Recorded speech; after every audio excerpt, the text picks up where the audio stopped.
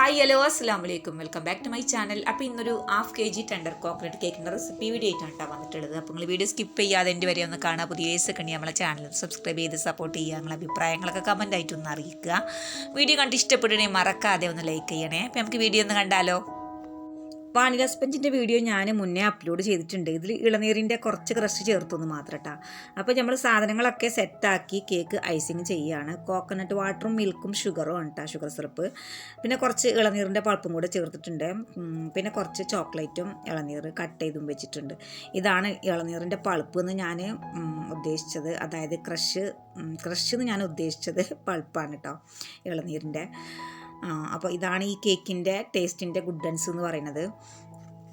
പിന്നെ മൊത്തത്തിൽ ഞാൻ ഒന്നും കാണിക്കണില്ല, മുന്നേ കാണിച്ചിട്ടുണ്ട്. വീഡിയോ ലെങ്ത്ത് കൂടും. പിന്നെ മാസങ്ങളോളായിട്ട് നമ്മൾ വീഡിയോ ഒക്കെ ചെയ്തിട്ട് വെക്കേഷൻ ആയതുകൊണ്ട് ഒന്ന് ജസ്റ്റ് വീഡിയോ എടുത്ത് ഇട്ടു എന്ന് മാത്രം.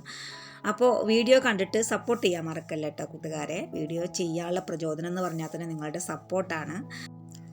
അപ്പോൾ ഞാനൊരു 10 മിനിറ്റ് ക്രം കോട്ട് ചെയ്ത് ഫ്രിഡ്ജിൽ സെറ്റാക്കിയതിൻ്റെ ശേഷമാണ് കേട്ടോ സെക്കൻഡ് കോട്ട് ചെയ്തത്.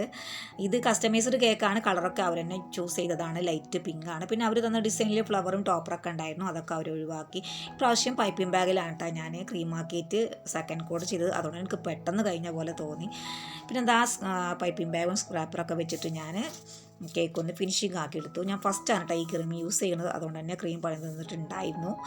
ഐസിങ് ചെയ്യുമ്പോൾ തന്നെ ക്രീമിൽ എയർ ബബിൾസ് കയറിയിട്ടുണ്ടായിരുന്നു. ഫിയോണയിലും സൺവിപ്പിലൊക്കെയാണ് എനിക്ക് ഇങ്ങനെ തോന്നിയിട്ടുള്ളത്. പക്ഷേ റിച്ച് കോൾട്ട് എല്ലാം ഓക്കെയാണ്. പക്ഷെ പെട്ടെന്ന് ലൂസായി പോകട്ടെ. ഇങ്ങനെ ആർക്കെങ്കിലും ഉണ്ടായിട്ടുണ്ടെങ്കിൽ ഒന്ന് കമൻറ്റ് ചെയ്യാൻ മറക്കല്ല കേട്ടോ. പിന്നെ ഒരു വിധത്തിലൊക്കെ ഞാൻ റെഡിയാക്കി എടുത്തു. സ്പാച്ചുല ഡിസൈൻ ചെയ്തപ്പോഴാണ് എനിക്ക് വലിയ പണി പാളിയ പോലെ തോന്നിയത്. പിന്നെ അതൊക്കെ ഒരു വിധത്തിൽ ലെവലാക്കി എടുത്തു. അങ്ങനെ കേക്കിൽ പേരൊക്കെ എഴുതി. ഇതിൻ്റെ കൂടെ തന്നെ ഒരു 1/4 കിലോ ക്ലാസിക് ബ്രൗണിക്കും കൂടെ ഓർഡർ ഉണ്ടായിരുന്നു. അപ്പോൾ അതും പാക്ക് ചെയ്തു. കേക്കും ബോക്സിലാക്കി അങ്ങനെ ഡെലിവറി ചെയ്തു. അവർ കേക്ക് കഴിച്ചിട്ട് നല്ല ഫീഡ്ബാക്കാണ് തന്നത്. വീഡിയോസും ഫോട്ടോസൊക്കെ അയച്ച് തന്നിട്ടുണ്ടായിരുന്നു. കേക്ക് ഒരുപാട് അവർക്ക് ഇഷ്ടമായി. നല്ല ടേസ്റ്റുള്ള കേക്കായിരുന്നു എന്നാണ് പറഞ്ഞത്. അപ്പോൾ ഇത്രയൊക്കെയാണ് നമ്മുടെ ഇന്നത്തെ വിശേഷങ്ങൾ. അതുപോലെ തന്നെ നമ്മുടെ ഇൻസ്റ്റാഗ്രാം പേജ് ഒന്ന് ഫോളോ ചെയ്യാൻ മറക്കരുത്. അപ്പോൾ അടുത്ത് നല്ല വിശേഷങ്ങളായിട്ട് നമുക്ക് വീണ്ടും കാണാം. ടാറ്റാ.